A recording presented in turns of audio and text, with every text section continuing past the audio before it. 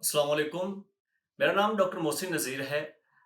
हमारी चंद डॉक्टर्स पर मुश्तमिल एक टीम है जिनका मकसद आम लोगों तक उनकी सेहत के बारे में अहम मालूमात पहुंचाना है। आज की इस आगाही वीडियो में हम खास तौर पर रमज़ान और शुगर इनका ताल्लुक जानेंगे। इस मकसद के लिए हमारे साथ मौजूद हैं पाकिस्तान के नामवर डॉक्टर और इस फील्ड के बहुत बड़े expert professor doctor Imran Hasan Sahib. Sir, बहुत शुक्रिया हमें टाइम देने का। शुक्रिया मोहसिन। सर, सबसे पहले तो हमारे नाज़रीन को ये बताइएगा कि रमज़ान में ख़ास तौर पर मरीज़ों को शुगर के बारे में इस आगाही की ज़रूरत क्यों है? देखिए, एक तो पहले तो मैं इसको एप्रिशिएट करना चाहूँगा थैंक आप लोगों की, आपकी, फराज की और आपके जो टीम मेंबरान हैं उनकी इस एफ़र्ट की। इस बात को समझने की ज़रूरत है कि मुसलमान अल्हम्दुलिल्लाह इस वक्त दुनिया में तकरीबन 1.8 बिलियन से ज़्यादा हैं, और हर मुसलमान की ये ख्वाहिश होती है कि वो रमज़ान में रोज़े ज़रूर रखे। तो इसके लिए बहुत ज़रूरी है कि हमारी एफ़र्ट्स हों as a doctor, health care professional, कि हम उनके रोज़े को सेफ़ बना सकें। सेफ्टी का लफ्ज़ बहुत इम्पॉर्टेंट है, क्योंकि इस बात का इम्कान है कि डायबिटीज़ का मरीज़ ऐसी दवाएं शायद इस्तेमाल कर रहा हो जिनसे उसका रोज़ा मुश्किल बन जाए।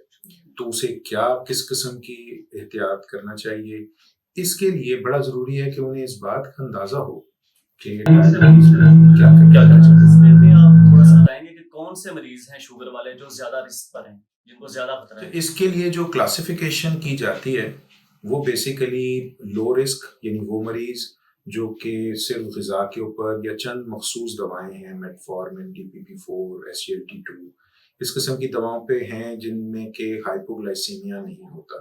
सो अगर वो कोई ऐसी दवाएं खा रहे हैं तो इन्हें लो रिस्क कहा जाता है।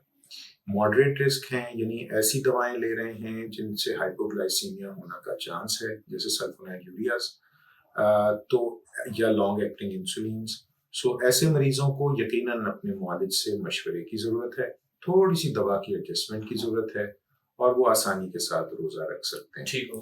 और तीसरे नंबर पे हाई रिस्क पेशेंट आते हैं। ये वो मरीज हैं जिनको डायबिटीज़ लंबे ड्यूरेशन की है, साथ में कॉम्प्लिकेशंस हैं कुछ, लेकिन बहुत शदीद नहीं है, कंट्रोल बहुत ख़राब नहीं है। लेकिन इम्कान इस बात का है कि अगर वो मशवरा किए बगैर रोज़ा रखेंगे तो यकीनन ख़राबी होगी। ऐसे मरीजों को एक हिदायत तो ये भी है कि वो शायद अपनी रिस्क कैटेगरी हाई जानने के बाद रोज़े का जो फितराना है वो दे दें, लेकिन अगर वो रोज़ा रखना चाहें तो यकीनन अपने मुआलिज से मशवरा करें और फिर रोज़ा रखें। चौथी और आखिरी category very high risk group की है, जिसमें बहुत ज़्यादा मसाइल वाले मरीज़, जिन्हें हाल ही में दिल की तकलीफ़ या गुर्दों की तकलीफ़ हुई हो, या वो हामला ख़वातीन जो अभी प्रेग्नेंट हैं या लैक्टेट करा रही हैं, या ऐसे मरीज़ जो अभी-अभी बीमारी से उठे हों।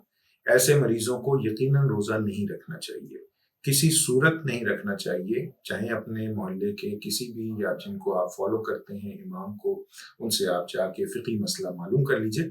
लेकिन ऐसे लोगों को रोज़ा रखने में बहुत इम्कान है कि न सिर्फ वो खुद ख़राब होंगे, बल्कि उनकी वजह से उनके घर वाले भी मुश्किल में रहेंगे।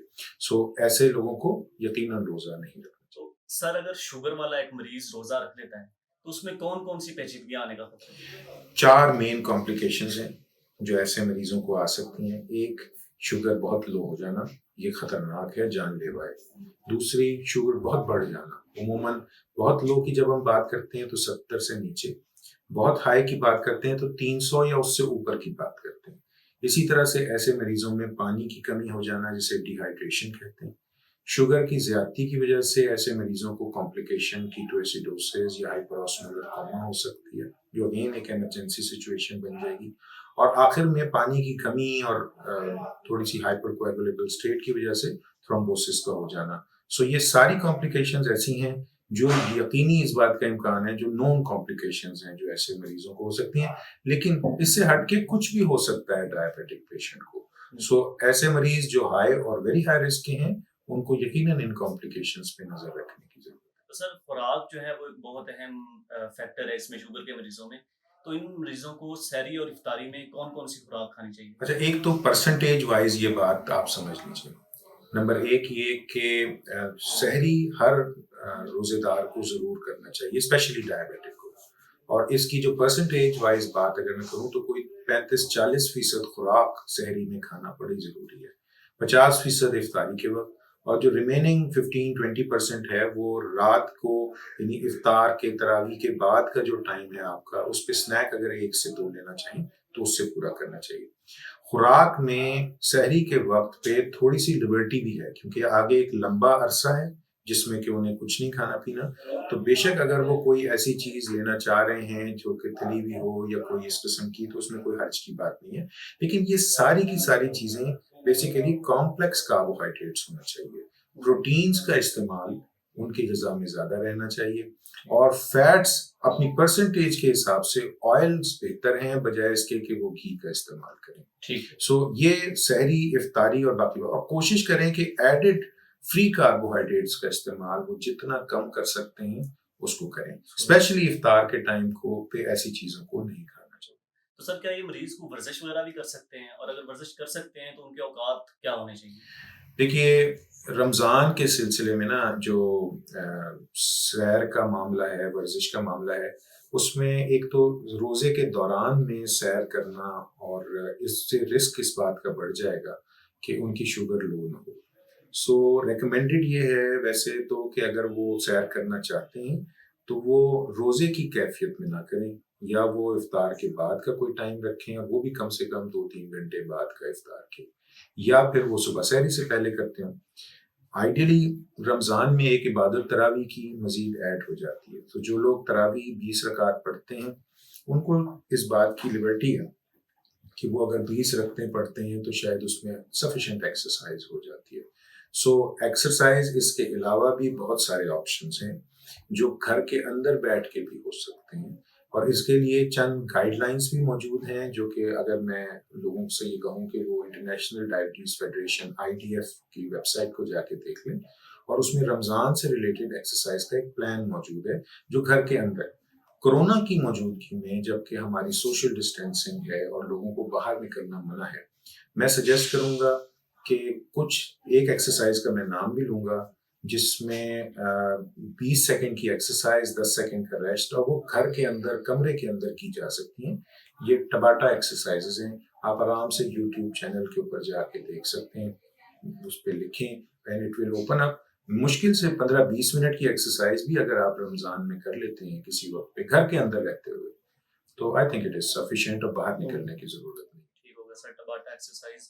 تو سر شوگر کے مریض عام طور پر کوئی نہ کوئی دوا کھا رہے ہوتے ہیں، تو کیا رمضان میں ان کو اس دوا میں کوئی نہ کوئی تبدیلی کرنے کی ضرورت ہے؟ اچھا دیکھو محسن، بات یہ ہے کہ 2 طرح کی دوائیں جو ہیں نا ان کو ڈیفینیٹلی ریڈکشن چاہیے، ایڈجسٹمنٹ چاہیے۔ اس میں جو اورل میڈیسنز ہیں جو ہائپوگلائسیمیا کرتی ہیں، وہ سب سے زیادہ نوٹوریس سلفونائل یوریاز ہیں۔ سلفونائل یوریاز اگر سنگل ڈوز لے رہا ہے تو اسے افطار کے ٹائم کرتے ہیں اور ڈوز وہی رکھے۔ اگر وہ ٹوائس اے ڈے لے رہا ہے تو افطار کے ٹائم تو ویسے ہی رکھے، لیکن سحری کے ٹائم کی ڈوز کو اپنے معالج سے مشورہ کرے، کیونکہ یہاں پہ یہ مختلف ہو سکتا ہے ہر پیشنٹ کی سچویشن۔ سو میرے لیے اس ویڈیو میں یہ بات بتانا کہ کتنی ڈوز ریڈکشن کر دے، ڈیفینیٹلی ہاف تو ضرور ہو سکتی ہے، اس سے بھی شاید کم ہو سکتی ہے ڈیپینڈنگ آن پیشنٹ سچویشن۔ دوسری چیز جو اورل کے علاوہ انجیکٹیبل ہیں، جتنی بھی انسولینس ہیں سوائے بیزل انسولین میں بھی تقریباً 15-30% ریڈکشن کی ضرورت ہے، لیکن وہ انجیکٹیبل انسولینس جتنی بھی ہیں ان سب میں افطار کے وقت شاید ریڈکشن نہیں چاہیے، سحری کے وقت انہیں یقیناً ریڈکشن چاہیے، اور جو اگر آفٹرنون میں بھی وہ لیتا تھا تو وہ یہ ڈیفینیٹلی اسکپ کرنا ہے، اور یہاں یہ وہ مریض ہو جائیں گے جو ہائی رسک ہو جائیں گے۔ اسی لیے میں نے کہا کہ ان کے لیے روزہ رکھنے میں بڑی مشکل ہو سکتی ہے اگر وہ معالج سے مشورہ کیے بغیر رکھیں گے، اور یہ انسیف ہو جائے۔ سر ایک بہت اہم سوال ہے کہ اسلام میں انسانی جان جو ہے اس کی قیمت سب عملوں سے زیادہ ہے، تو کون سے ایسے حالات ہیں جن میں کسی بھی شوگر کے مریض کو اگر اس نے روزہ رکھا ہوا ہے تو اس کو روزہ توڑ دینا چاہیے؟ کون سی ایسی پیچیدگیاں ہو سکتی ہیں جن میں اس کو یہ روزہ توڑ دینا چاہیے؟ اچھا دیکھو، یہ تو قرآن پاک سے ہمیں اس کا ریفرنس لینا پڑے گا۔ میرے خیال ہے اس سوال کا جواب تو کسی ایک ریلیجس کلرک سے آپ یہ بات پوچھ لیں۔ میرے خیال ہے اس میں بڑا صاف صاف قرآن پاک میں بھی لکھا ہوا ہے کہ حاملہ خواتین ہوں، بزرگ ہوں، بیمار ہوں، سفر میں ہوں، وغیرہ وغیرہ اس قسم کے ہیں۔ مجھے ایگزیکٹلی سب چیزوں کا پتہ نہیں ہے، اس لیے میں اس کی ڈیپتھ میں نہیں جاؤں گا، لیکن یہ وہ کنڈیشنز ہیں جو قرآن پاک میں آئی ہیں کہ اس پہ ہمیں کوئی بحث کیے بغیر عمل کرنے کی ضرورت ہے۔ لیکن جہاں تک کنڈیشنز کا تعلق ہے، اب جیسے میں نے 2 چیزیں آپ کو بتائیں، ہائپو اور ہائپر گلائسیمیا۔ اس میں سے ہائپوگلائسیمیا فوری نقصان پہنچا سکتا ہے، اور ہائپوگلائسیمیا اگر کسی ڈائبٹک پیشنٹ کا رمضان کے دوران میں 70 سے نیچے جا رہا ہے، اس کو ڈیفینیٹلی اس بات کا امکان ہے کہ کوئی کمپلیکیشن ہو سکتی ہے۔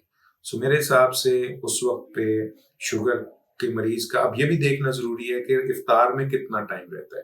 اگر چند منٹ رہتے ہیں تو مے بی اس کو کوئی سپورٹیو چیز دی جا سکتی ہے پیرنٹرلی، لیکن اگر ایسی بات نہیں ہے تو پھر میرا خیال ہے بڑا مشکل ہے کہ وہ روزہ کنٹینیو رکھے یا اپنی جان سے کھیلنے کے مطابق۔ تو سر ابھی کورونا کی وبا آپ کو پتا ہے کہ بہت زیادہ چل رہی ہے، تو اس میں ذیابیطس کے جو مریض ہیں ان کو کوئی خاص احتیاط برتنے کی ضرورت ہے؟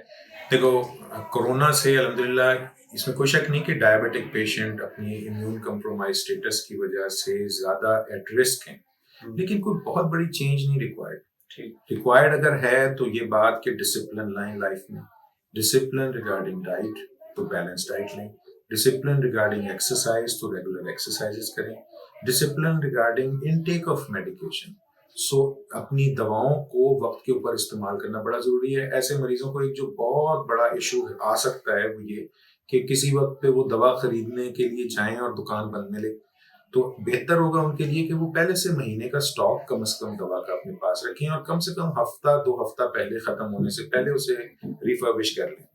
سو اس کے علاوہ اپنا ہائیڈریشن سٹیٹس، گرمیاں آ رہی ہیں تو ان کو ڈیفینیٹلی مینٹین رکھنے کی ضرورت ہے، اور جب بھی کبھی کوئی بیماری آئے تو سک ڈے رولز کو فالو کرنے کی ضرورت ہے، جس میں ہائیڈریشن اچھی رکھنا، ریسٹ کرنا، بیماری جو آئی ہے اس کا علاج کرنا وغیرہ چیزیں شامل ہیں۔ سو ایز سچ میں یہ اگر کہوں کہ کوئی بہت بڑا رسک ہے کورونا کی وجہ سے ڈائبٹک پیشنٹ کو، ہے تو صحیح، لیکن اس سے گھبرانے کی ضرورت نہیں ہے۔ اور دوسری بات یہ کہ اسٹریس لے کے ڈائبٹک کنٹرول مزید خراب ہوگا۔ سو اپنے آپ کو ریلیکس رکھیں، اور ریلیکس کرنے کے لیے کوئی کنسٹرکٹیو ایکٹیویٹیز کریں، جیسے آپ دونوں ہی نے یہ کام شروع کیا ہے۔ آئی تھنک سوشل ڈسٹینسنگ کے باوجود ہم آرام کے ساتھ ایسے کنسٹرکٹیو کام کر سکتے ہیں جس سے ہمارے مریضوں کو بہت سا فائدہ پہنچ سکے۔ آپ کے ٹائم دینے کا ناظرین، امید ہے آپ کو ہماری یہ ویڈیو بہت زیادہ مفید ثابت ہوگی۔ یہ معلومات اپنے پیاروں کے ساتھ شیئر کریں اور ایک صحت مند معاشرہ بنانے میں ہمارا ساتھ دیں۔ بہت شکریہ۔